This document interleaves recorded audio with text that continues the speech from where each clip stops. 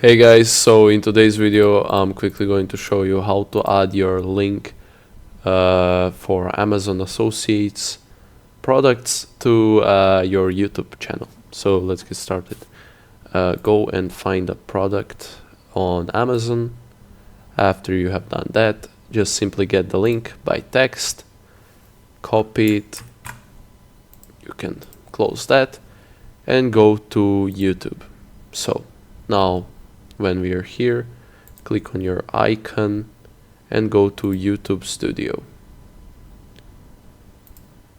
When you have done that, well, first of all, you need to upload a video probably, and then when you have done that, click here on content and you'll have a little pencil next to video that you have uploaded and click on it.